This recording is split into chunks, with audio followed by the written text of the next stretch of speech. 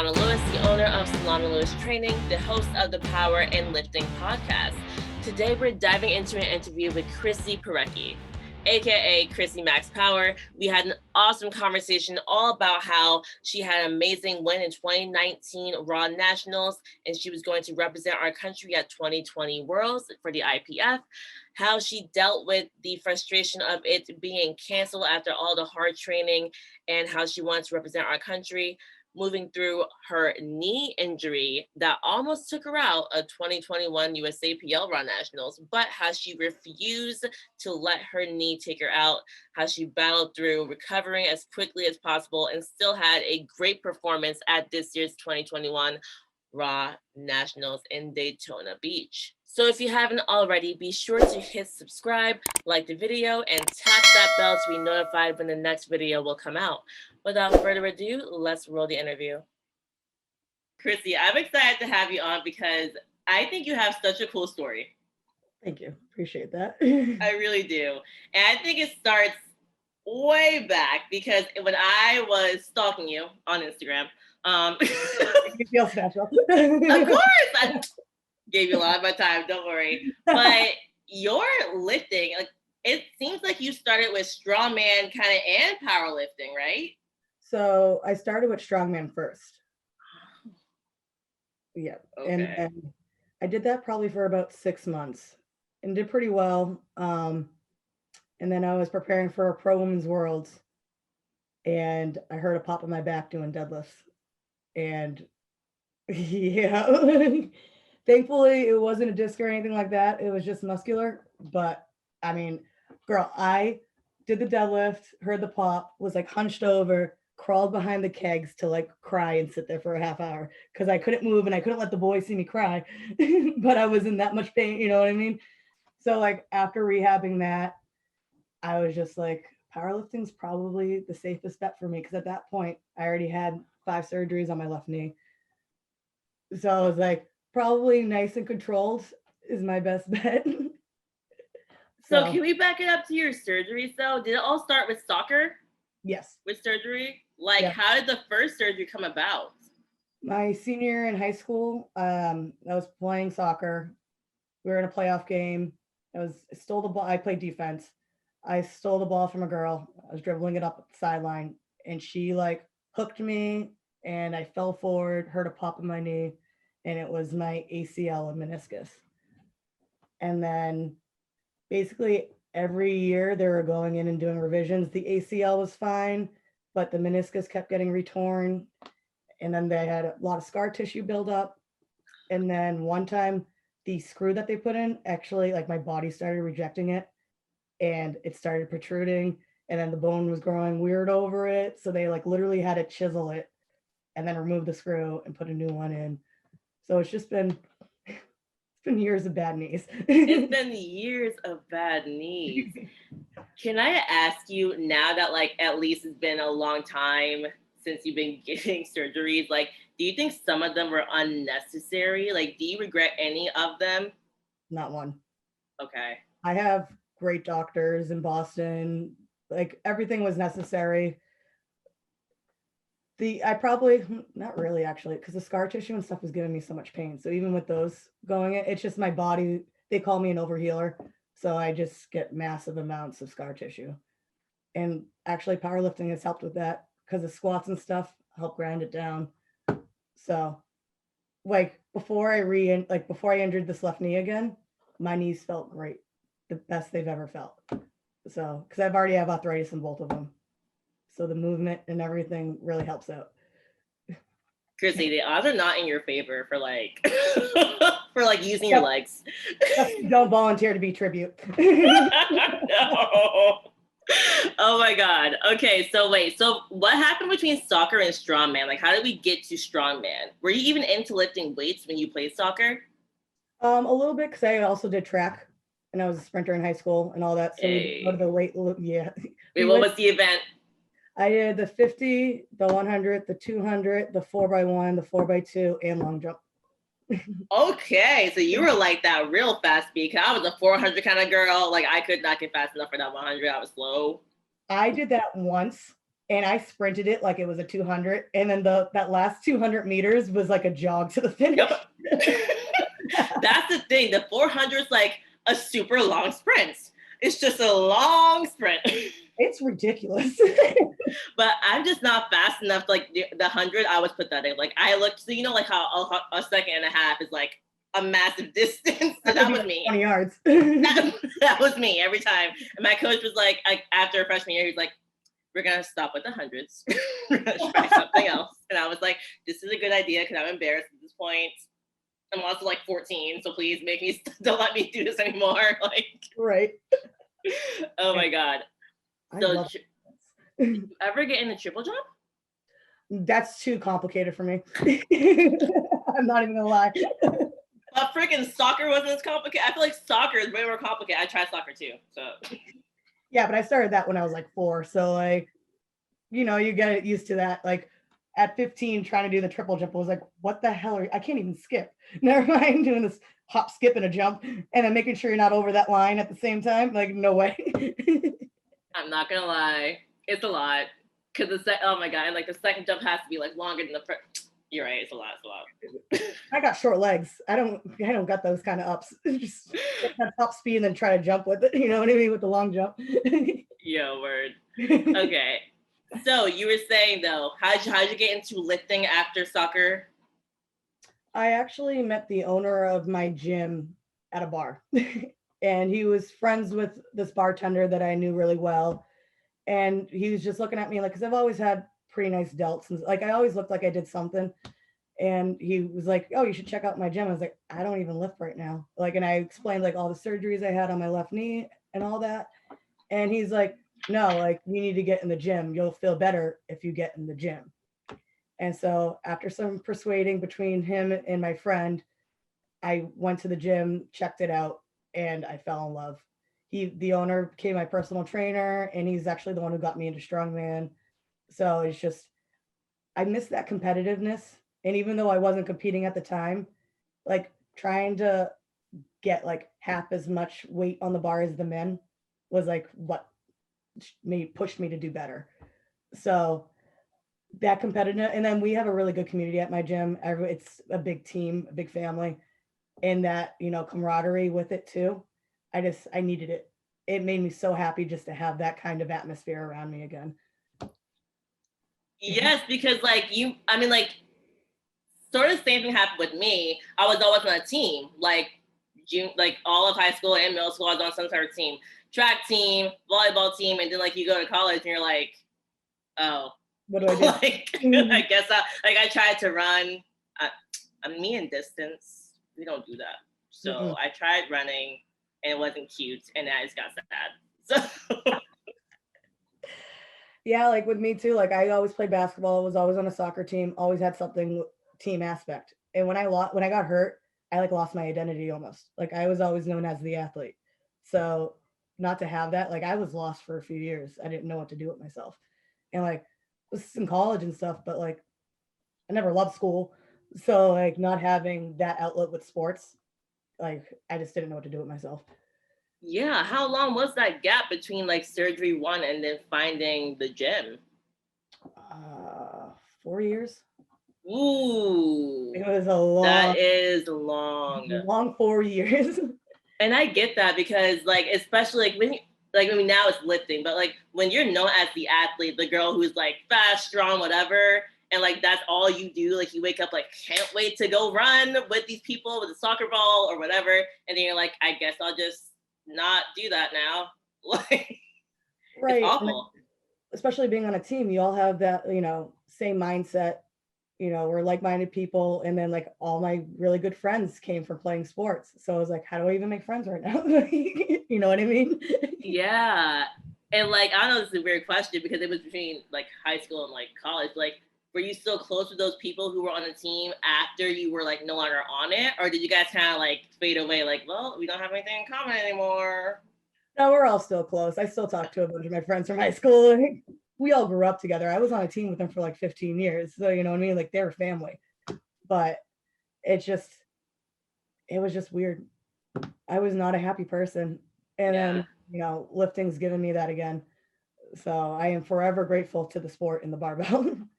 Yes. Oh my God. Well, I love hearing that because for me it was the opposite. Like, I left school and I was like, well, all my friends who lift, or not even lifting, sorry, who ran, who did volleyball, we all stopped doing that. So we're just like, bye.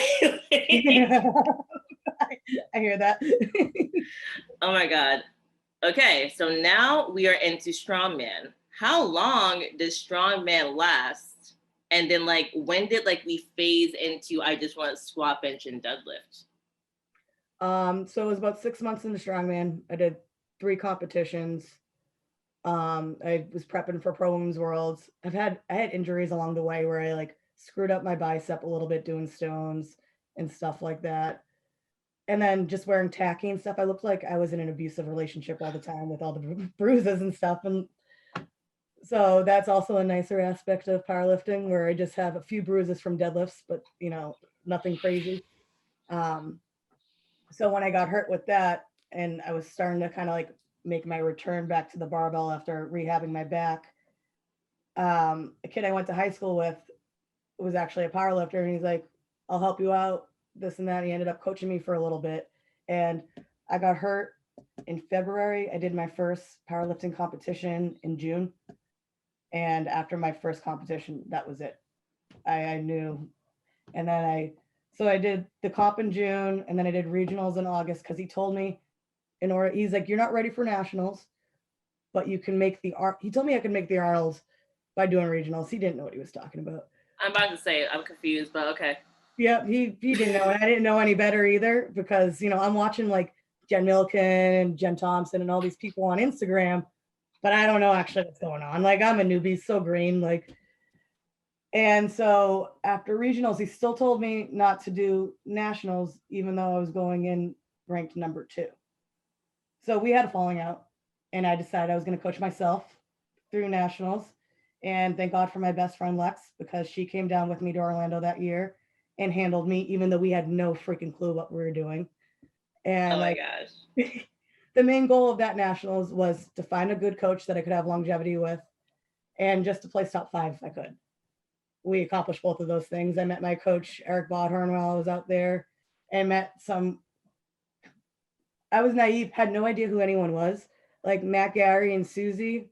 Susie was one of my judges. Matt Gary was the expediter. And Matt Gary gets hyped for everybody. So he's giving me stuff through every attempt. And afterwards, I go up to him and I was like, hey, do you know anyone that's like a good coach? Like blah, blah, blah. And he's like, gave me his card. He goes, email me, we'll talk. So like I emailed him the next day. He emailed me back with a list of coaches. Eric ended up being on it. And I had dinner with him the night before. So I was like, oh, this is fate. Like the stars are aligning. This is exactly what I'm supposed to do. And I've been extremely happy with Eric ever since. And me and Lex somehow pulled off that nationals when we didn't even know how to take out the bench from the rack.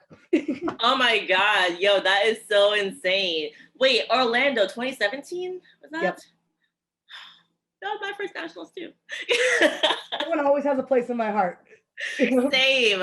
I also didn't know what I was doing because that specific nationals, I come in, I'm like, okay, first of all, I didn't know any names. I didn't know a single name. Like Jim Milliken could have given me a high five, but like, girl, I was sitting next to her for weigh-ins, and I'm just like, holy shit, it's Jen Milliken. I want to say hi, but I don't know if it's okay.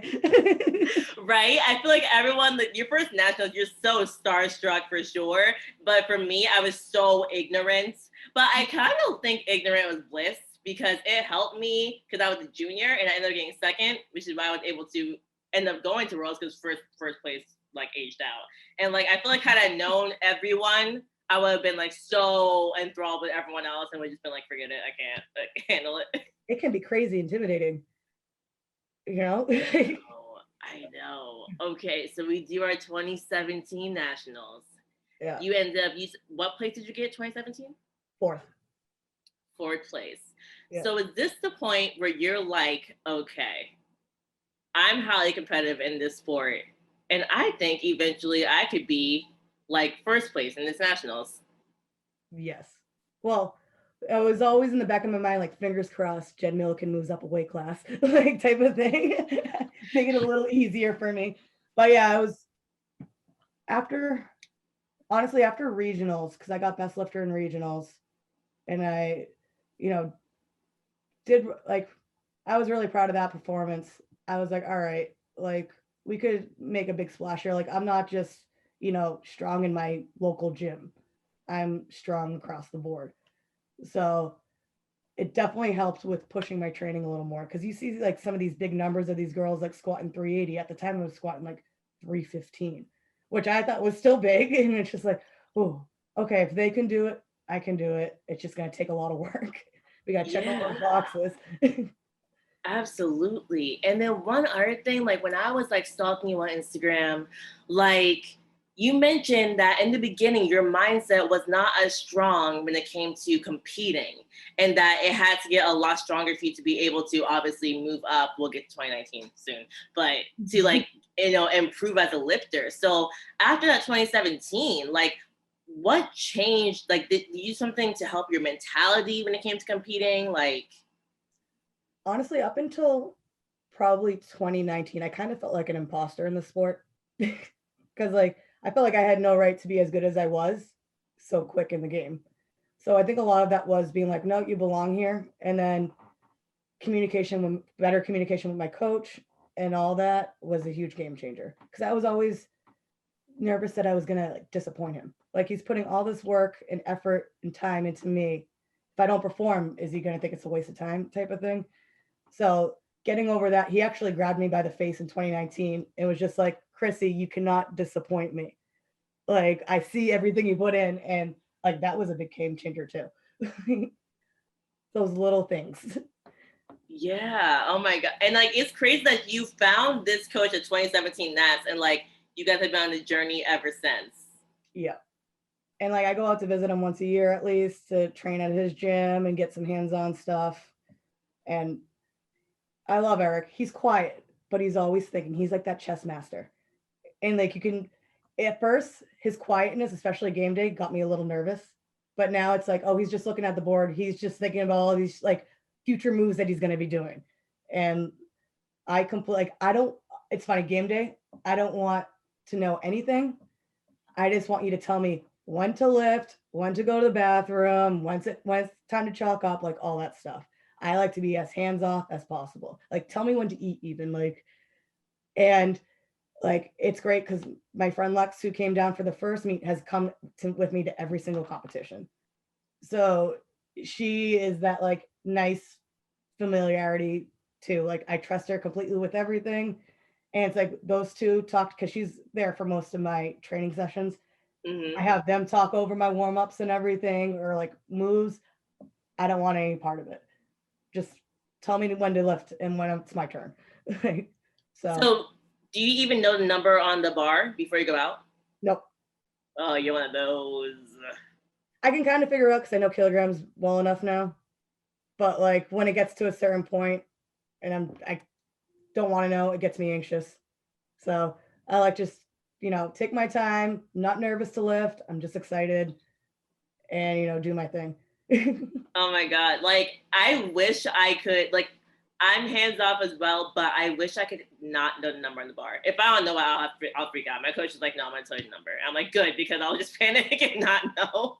But I feel like it would be nice to not worry about it. I may have to try to get your mindset going. It's all about the trust. Like I trust everything they're doing. They're not going to put something on the bar that I can't lift. Or if they do, like it hasn't happened, or if they did, it would be for the win or for a record or something like that. So like, I trust everything they do. I don't need to know. I'd rather just sit there, look at my hands or whatever, and worry about that, like the lift coming up. No, that's smarter, in my opinion. But I'll take that. all right, so we move on. Let's get to 2018 nationals, because the ones that I really know well, obviously, would be moving on for after to 2019. But 2018 nationals, you come into it. How do we place there? I came in fourth again. Okay. Yeah. 4 was the magic number for some reason for a couple of years. Okay. That one was my mindset totally wasn't there yet. Like the confidence wasn't 100% there. And, you know, Jen Milliken moved up a weight class, but Scanlon moved down a weight class. Yep. So it was like, I think Milliken moved up like 2 weeks before Scanlon moved down. So I had those 2 weeks where I'm like super excited. I was like, all right, this could be my year. And then Scanlon moved down. I was like, fuck. You know, like, why do all these girls have to have monster squats? You know? Yes. So like that one, you know, I did not know how to manage my anxiety as well in that meet. And it really came all together in prep for 2019. Mm. So, and for some reason, I think it was 2 meets in a row where I just screwed up on deadlifts. And deadlifts are well, they haven't come back yet, but deadlifts are usually my best lift. Mm-hmm. So I would have placed better if my deadlifts and I got along that day. But so is it because you literally psyched yourself out before going out for that deadlift? yep. Yeah. So, but we got over that, thankfully. Yes. At the time in 2018, then, were you paying more attention to numbers? Like, were you like, okay, I know, see, we have found a big nugget right there. So you're like, I know what numbers in the bar. I have to get it to get this place. Like, you knew all that. Yeah.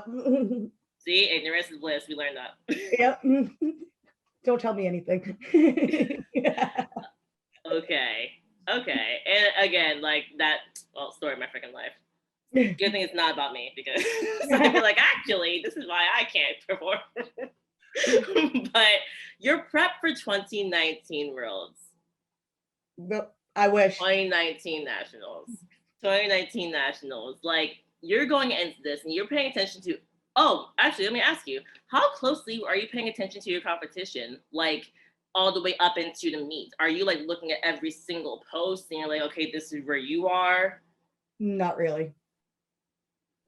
Because, well, I personally don't post my top numbers when I get close.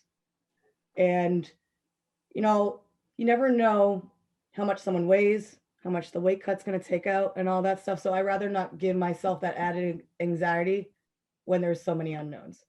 So it's not like I mute them or anything like that, but I'm not actively searching. I leave that to my coach, like, because that's a lot of strategy, right? And I rather my coach pay attention to that than me have to be like, well, if she's doing this, then I have to be doing this week. It puts too much on me, and ignorance is bliss. So I rather them, you know, if they're paying attention to me, cool. But I just rather not. And I like looking at the 63s and stuff like that, but I won't actively look at my weight class. No, like honestly, I think I pay too much attention to my 63s when I'm like going into a meet. But you know, looking at the people above you and below you and not yours, maybe I'm gonna try that. Maybe that, guys, try that. Like a sense of things, you know, especially like the 52s are crazy strong now too. Like, so, you know, I don't mind comparing myself to them because like, I'm not gonna see you anyways. But like, you know, it's just I don't like adding pressure to myself when it's unnecessary pressure. Mm-hmm. So, and there's way too many unknowns, like I said. And I did that in 2018 where I was like looking at everyone in my weight class a lot. And I think that also got in my head. So it's what I'm, you know, a little trial and error. And I think it kind of worked out. So I've been kind of sticking with it. Yes. Like, I'll look at everybody because I don't have anything on the horizon in a while. But, you know, come like a month out or so, just let it sizzle. Yeah, and it seems like a big difference between your 2018 prep and 2019 nationals prep is you paying attention less to people, you focusing more on your own gains. Were you in better communication with your coach too at this point? Communication was great with my coach. My friend Ben Escrow, who's also the formulator and chemist for the supplement company I'm sponsored by, him and I became very close friends over the past, 3 or 4 years. And he's very good with helping me like calm down, and, he upped my mental game. So, like coaches will give you certain cues and then another coach will give you a cue. It's the same exact cue, but they word it differently. That's bad. He knows my language when it comes to stuff. So I am very fortunate to have, I like to say formed like a village around me, a nice little team, and everyone has their own like little piece, and it comes together real nice for me. Yeah, I was about to say, it seems like a big game changer was also like you found the right people to have in your corner and you're like, I'm going to hang on to you because they obviously know how important this is to you and they understand like how far you can go. Exactly. And I even have like one of the things I love about you is you love to see women get stronger, right? Like you love to see them, with a barbell and stuff like that. The group of people I usually lift with, it's all women. And we lift every night and they're my family. So like I have them, that positive reinforcement in the gym, and then I have all these outsiders that are like really respected in powerlifting also doing the same thing. So it's like I got that, it's like an onion. I have all these layers of positive reinforcement and it's fantastic. I couldn't do it without any of them. Oh my God, I'm going to cry. No, I'm seriously loving hearing this because like how far you get in any sport, but especially in powerlifting, because that's what I know. It's not just you. It's like it's your team, it's your tribe, people in your life. If you have the right people in your life, you're gonna have to potentially go even farther. If you're surrounded by people who don't care, who just don't get it, or you guys are not in the same like getting the same vibes, it's like it makes like it. You can be strong in the gym, but like performance wise, may not just go as well because you're just not having the right enforcement in your life. Oh, definitely. And it's one of those things everyone thinks like powerlifting is an individual sport. It's not. Like you need those people, especially like friends and stuff that don't go to the gym and don't totally get it. But like you have to make the sacrifices, right? I can't go out Friday night. I'm training Saturday morning, or like, I can't do this. And having those friends that actually understand are like, yep, nope, I get it. Like next time come around type of thing. It's huge. Because I've had friends that I am no longer friends with because they just didn't understand. And it's like, nope, this is a major part of my life. Like you got to be okay with me not being around all the time. Exactly. It's like even if you don't really get it, you gotta respect it. Like a big thing I think that happened to me, even with the prep for like this past, well, I'll say prep. I signed up last second. I signed up the night before. It was too late to sign up. But like I like COVID kind of changed my friendship groups. And I kind of ended up in more friendship groups that don't get it. And like when I was like, yeah, I'm not gonna be here Friday. I'm not gonna really be doing anything. Don't even invite me. They were like, why? I don't get it. I'm like, ooh, I feel like I'm back to like baby Solana who just got into powerlifting. Yeah. I don't like this feeling, man. It's funny though, through COVID, I actually hung out with I didn't hang out. I Zoomed with my friends so much more than I do and like see them in real life. It was hilarious. I love it. It made it easier. It's like now I talk to my friends more often because I'm like, hey, we just Zoom. Like, yeah. Thank you, Zim. Making friendship stronger. Friendship stronger, and they got really rich. All right, so I want like kind of a play-by-play of 2019 Nationals. It's like I wish in 2019 I was paying attention to everyone. But 2019 is the year that you take first place. Everything you have been driving hard for, you come in and you take it. Yeah. How did school? Let's start with squats. How did squats go? I missed my first squat. So I was pretty anxious going into squats.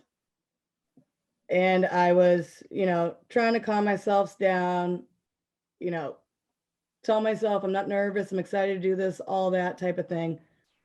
And then first squats came, had a pretty good pick off the rack, and then I knew I cut it short. And I like smiled at the top of it because I was like, you dumbass. You know exactly what you did wrong. And I got to the back and Lex was there, my best friend, and she was just like, she's trying to give me a pep talk, right? But she's saying way too many words. And I looked at her, I go, I love you, but you need to shut up right now. You're talking too much. And she looked at me, she just shook her head. She's like, yep, I got it. She walked away. And then Ben walked over and he looked at me and goes, Chrissy, you create your own destiny here. And like, that was literally all I needed to hear. I was like, yep, he's right. I was like, I'm going to prove all these people wrong that don't want me to do well or whatever it is. And I went out for that second attempt and Ben actually squeezed himself on the side. And I heard him, he goes, take your time. And the take your time was huge. It's like, all right, he's right, big breath, like calm myself down, got my heart rate down, and I freaking nailed it. And I was like, all right, we're in this, like, let's go. And then I hit my third squat, and that's when I felt totally comfortable. I was like, all right, we got this now. Like, we got this out of the way. Bench has been going like butter. Like, let's go. And like Eric had a little talk with me too after the squat, and I was ready to roll. I ended up going, I hit all my other lifts.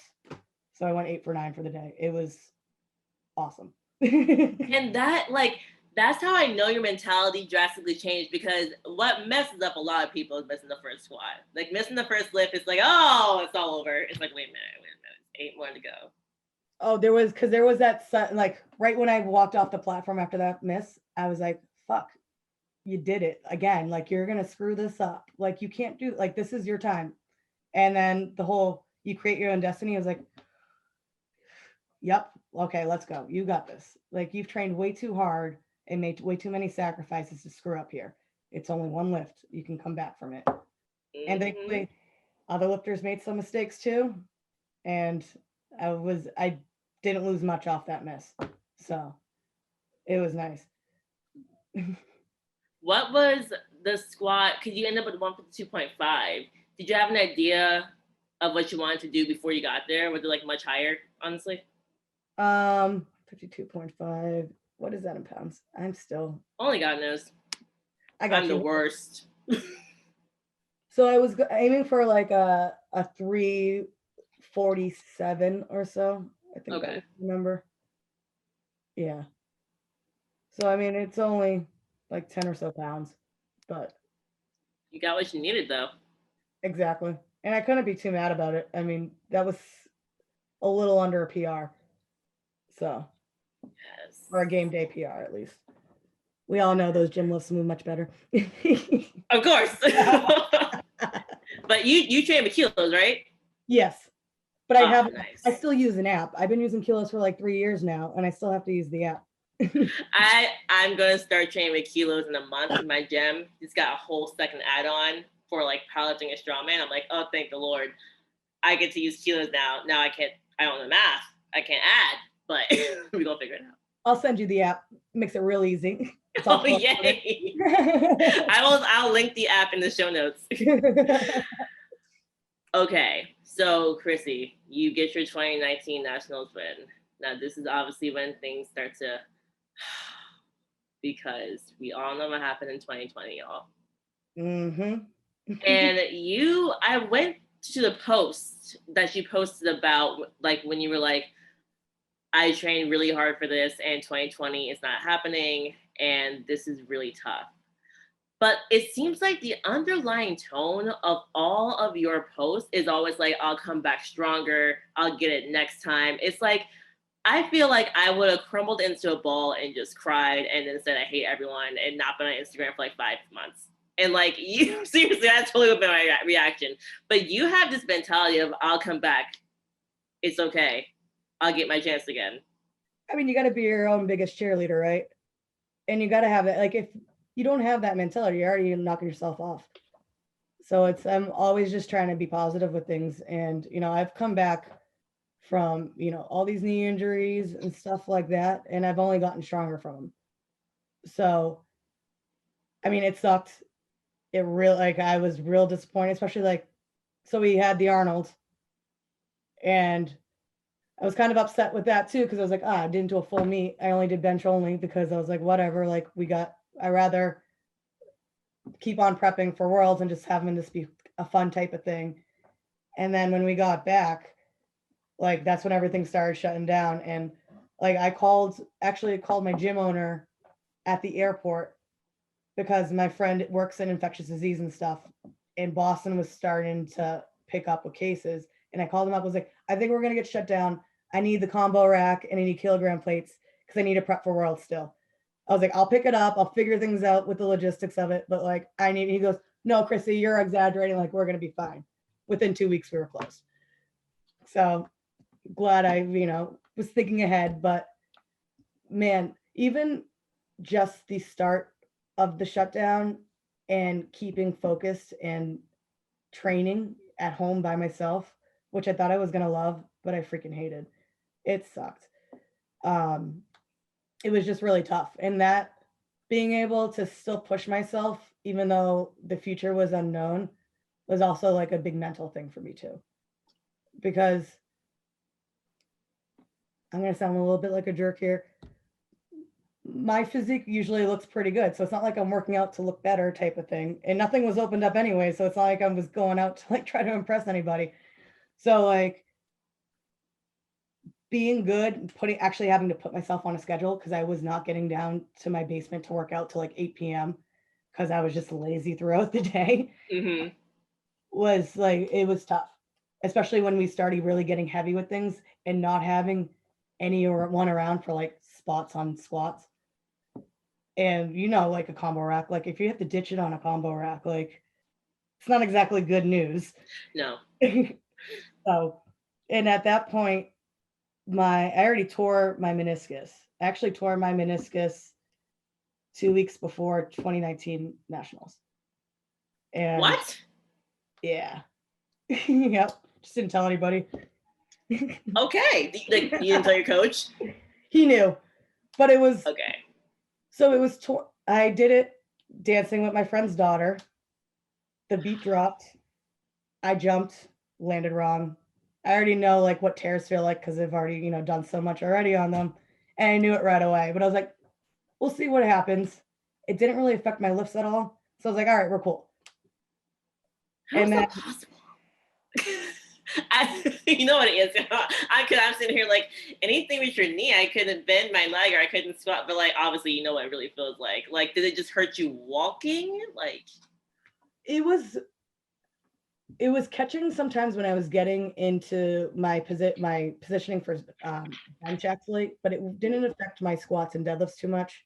It was just a little achy at the time. And then actually the week after that, I cut open my pinky finger, putting weights back, a dumbbell back into the rack, split it open, needed stitches, but couldn't get stitches because it was like 4 days before Nats. Oh my God.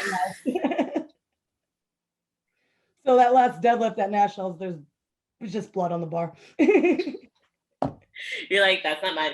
Just get some spray, it's fine. So the knee was kind of holding up until lockdown when I went to, because like my basement floor is pretty like, dusty and whatnot. I didn't want anything getting on my lifters.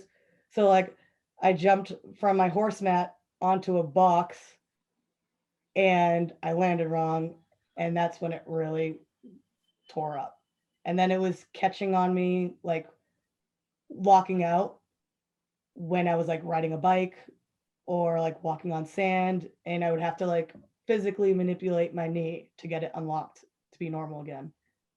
And then the kicker was in December in our first snowstorm. I was shoveling and turned and the knee locked and I could not get it unlocked. Everything I did that worked previously was not working. Had to wait a couple days, went into my physical therapist. He tried everything he knew and we could not get it unlocked. So that's like when I knew I was like, all right, I finally got to the point where I like actually need to do something about this. Yeah. But what are we in December right now? Sorry, I just told the story. Yes, December where the tear really happened, but we can backtrack because we were in March. I know, that's why I got a little bit off. My bad. No, you're totally fine. But that's essentially the timeline anyways, because nationals happen, bench press, Arnold's happens. Yeah. And then we are trying to train in our basement, in the deep dirty basement, and then waiting for the world to open up again, and I wasn't too eager to compete with a mask on and all those precautions and all that. Mm-hmm. So I wasn't pushing to like enter into something until we kind of knew exactly what the year was going to look like. Yeah.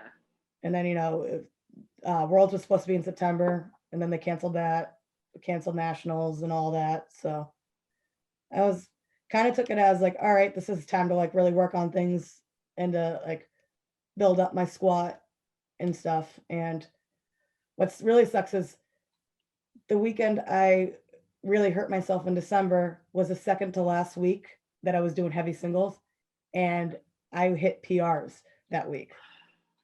So I was like, all right, like wicked excited for the next week to see like really push it, right? And what happened. Yep. And how did you, like, honestly, how did you even comfortably hit PRs in the basement? Like, I really genuinely want to know, let's just say we like failed a single, like what would have happened? Like, was there like a safety? Was there like, I don't know, something on the floor? Like, I could not push myself to do heavy singles because I was like, yo, I'm gonna die. I'm just gonna keep it light.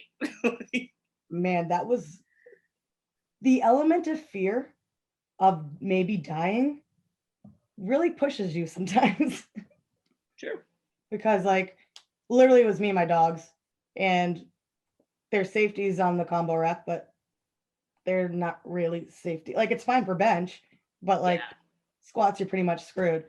So I literally just every time I did an attempt, it was like, all right, girl, this is do or die. Like either fail it out of the hole, like right at the bottom, or you gotta grind your ass out of this and finish. So I grinded out of it and finished. Okay. Yeah. Which it sounds easier said than done. It's like, oh yeah, she grinded it. No, it was like do or die. Like this is it. Because I mean, I don't get programmed heavy singles very often, so it wasn't like I was gonna not do it.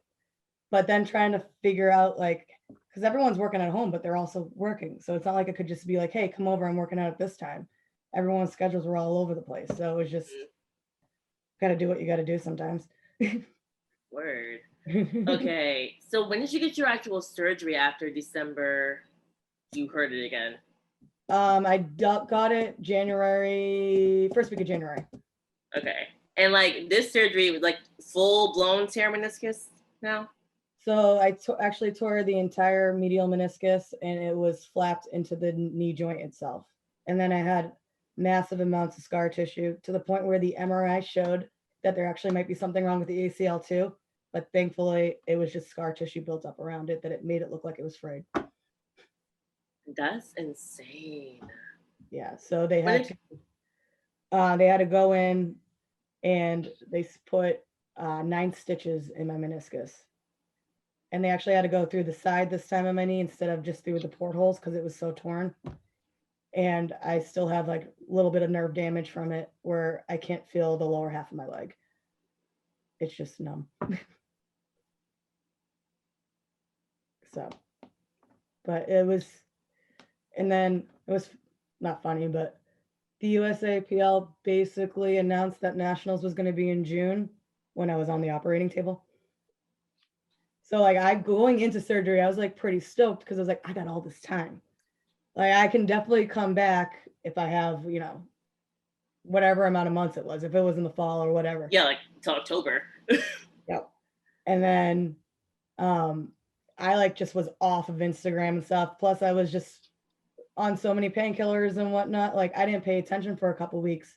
And then one of my friends texted me and was like, hey, how do you feel about Nationals getting moved up? And I was like, what is going on?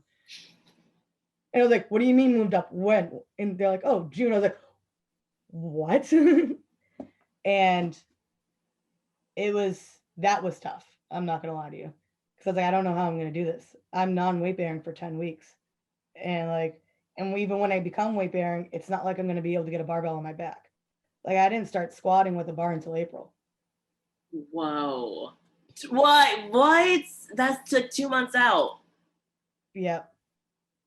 Because this surgery, I mean, obviously now I'm weight bearing. Was this the biggest knee surgery you ever had at this point? Because this is clearly major. Yeah, I mean, the ACLs are too, just because they're drilling through bone and stuff, but at least you can still do weight bearing with it and you're still moving it around. Like I was stuck at 0 degrees in that brace until March. So like it was probably the hardest one I've had just because like my muscles went down to nothing. Like this right quad looked like I was a bariatric surgery with all the weight loss. my skin, like I could manipulate it like it was dough. It was unreal. And so that was even just honestly, even just walking around at first with it was just ridiculously difficult. And it's so it was probably the hardest one I've ever had. But we came back little You by little. And I got like my physical therapist is amazing. Without him, I wouldn't have been close to where I was for meet day.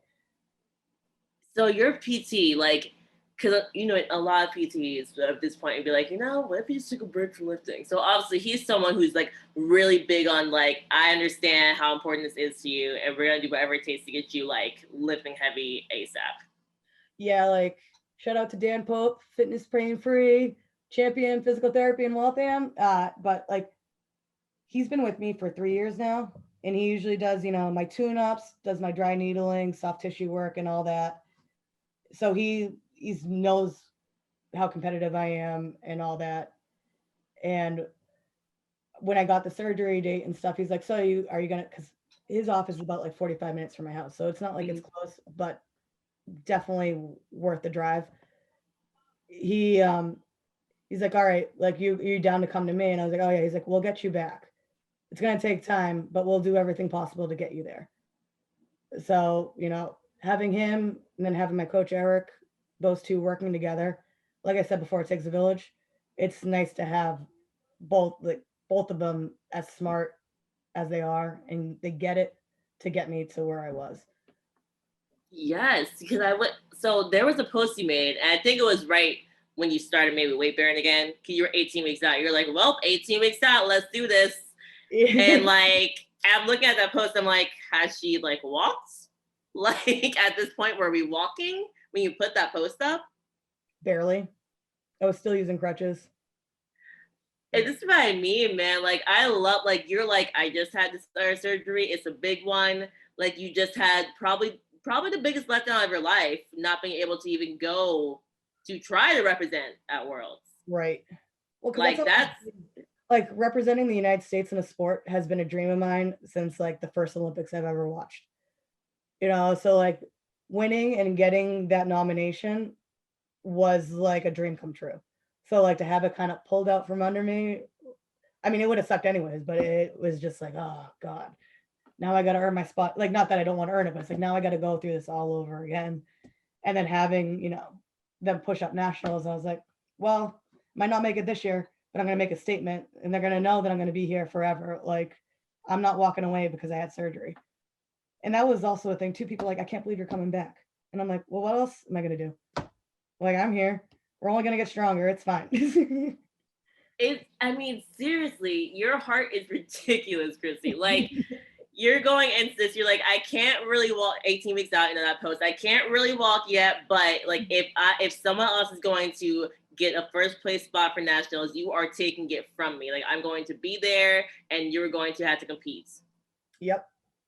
And I'm like, one of my big things this time around was like, all right, we're going to work up this upper body, because throughout, even when I was non-weight bearing and stuff, I got a commercial gym membership, and I was just doing like machines and stuff to keep my upper body going because I didn't want to lose much on that. And I was like, all right, we're at least going to look like a bodybuilder.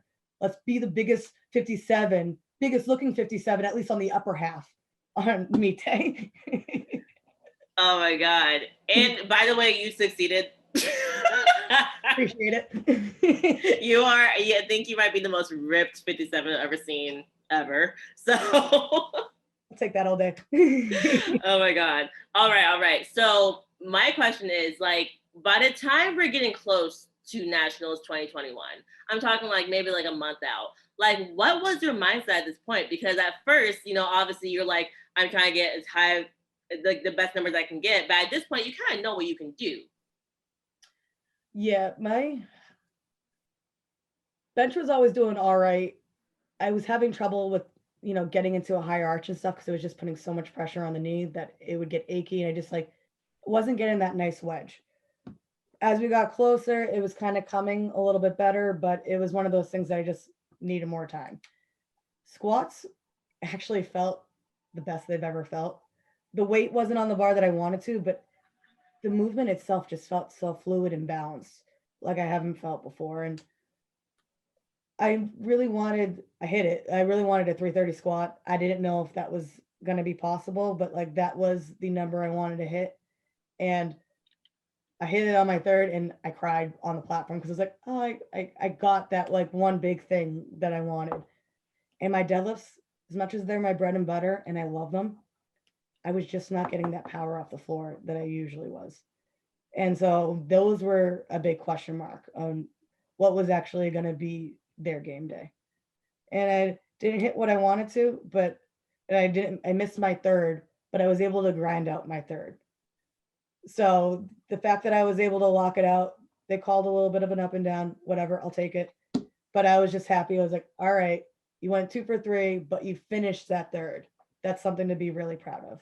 No, I was gonna say, like, when I was looking at the numbers, I was like, after knee surgery, she had a 150 squat. That's 5 kg less than the best you did in competition. Like, those came back. Yeah, like everything, we've been doing a lot of single leg stuff at PT with BFR bands, blood flow restriction, and I feel like those have helped out so much. The little things I've been focusing on the rehab, it has gone such a long way. So I think y'all better watch out. I'm gonna have a big squat soon. Oh, trust me, I fully believe you. How much like PT, like the small annoying exercises, do you still have to do like now even? Like, is it like you dedicate a whole session to just PT? Like, So I'm still going to physical therapy twice a week. Okay. Because I feel like we both agree that you think it's going to be beneficial. It's not going to hurt. So I rather keep on going to him. And that way, when little stuff pops up with like my rhomboids or something like that, he attacks them for me. And it's not like I'm getting these like nagging injuries that, we all get with powerlifting. So we're able to like upkeep with that. And then, man, I don't know what he's having me do, but my legs are the most defined they've ever been. So like, I'm going to stick with it. So I do PT twice a week with him for a little over an hour. And then he has me do supplemental stuff at the gym a couple days a week too. So we're keeping track of all that and going to keep doing it until he says it's not necessary, but I'm loving it. I like it. So we're going to stick with it as long as possible. And it's working. Yeah. I mean, clearly it's working. It's different, he's not one of these like post-op PTs that you go to that are normal that like, you're doing all these like little things and you don't really see results. It's like this stuff is doing a direct carryover to my main movements. And he understands, like we were even talking about a couple weeks ago after Nats, like, oh, do you want to start doing more plyometric stuff and like being more athletic? And I'm like, no, I'm cool with looking athletic and not actually being able to do anything. Yep. He's like, really, as long as I can squat, bench, and deadlift, I do not care. I'm not going to be running away from a line or anything anytime soon. So like, we're fine. Word, man. I think I may have accidentally blew past this. Go back to 2021 Nationals. We ended up overall placing 7th place, right? Yep. Okay. Did you walk away from that Nationals saying like, I freaking came back today? Yes. Like I felt like I made that statement of like, I'm here to stay. And I was obviously, I'm not happy with placing because I don't like to lose. I feel like people don't say that enough. Like we all do this because we want to win. Like we don't do it just to show up. So like, obviously that hurt a little bit, but like at the end of the day, like after not competing for so long, especially in a full power meet, that was my first one since October 2019. Coming back and, having a pretty solid meet, in my opinion, I was like, all right, like all that aggravation and, pain and like stress you put yourself through, it was all worth it. It came together. You did well. On to the next one. Let's keep on build. The big thing was I felt like I built that solid foundation to build on. So I'm proud. It's probably the best word to use. I love that you said, like, we don't say enough, we like to win. Because it's like, you can be fully proud, but still be like, okay, now I'm ready to push next level again, because I know that you still want to represent this country Right. at Worlds. Yep. And I don't just want to represent, I want to win. So, but it's like everything else, it's a journey. What doesn't kill you makes you stronger. So it's trying to have that mentality. Every little, hiccup we've had, it's just a little lesson for the future.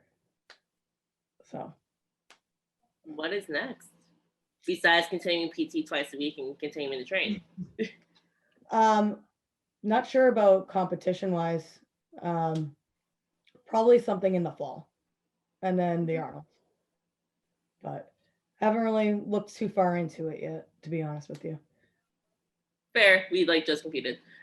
Yeah. Oh man. I want to ask it, even though we can't really know. Obviously, with all the drama and praying that the people who did qualify this year, it counts because of drama USAPL, IPF. Right. If that's, I guess the question is, if the USAPL were to leave the IPF, I kind of want to, is Chrissy leaving the USAPL? Would you, do you think? We'll cross that bridge when we come to it. Okay.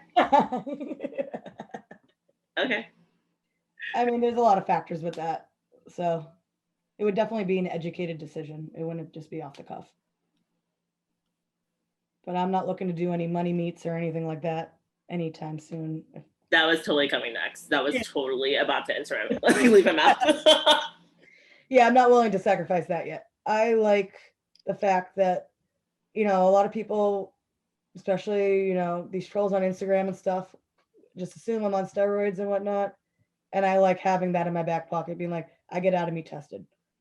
They come whenever they want. This is just hard work. You can be jealous if you want. And thank you for the compliment that you think I take steroids to look this good. It is a compliment. 100. I used to hate it, and now I'm like, thank you. I appreciate you. Have you always kind of easily built muscle? I know it's a kind of okay, it's not a rude question because you're just really, really, really jacked. I carry my body fat in the right places. Let's just put it that way.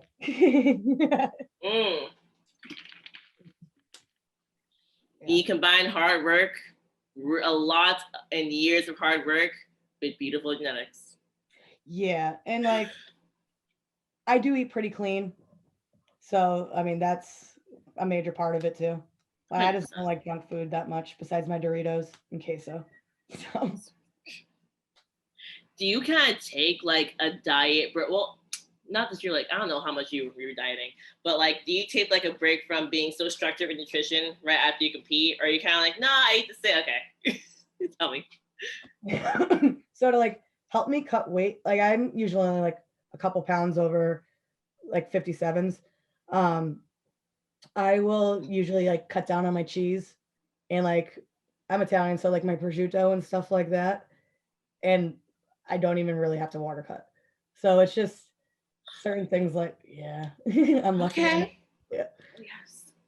But because I tried a couple of times to count macros and stuff, because I usually can ballpark stuff, but actually being so precise with things and counting stuff out, it gives me major anxiety because I've never really had to do it in my life. Mm-hmm. So for me, normal every day, I just try to get a bunch of protein in, and then I'm fairly low carb, and I get most of my carbs through veggies and fruits, and then before I work out, I'll have some legitimate carbs, but that's about it. I get anxiety if I don't track. I wish but sounds. I think I wish I was like you. It just because I like the structure of things, so that's the one thing that I'm not really structured about when it comes to my training and prep and stuff.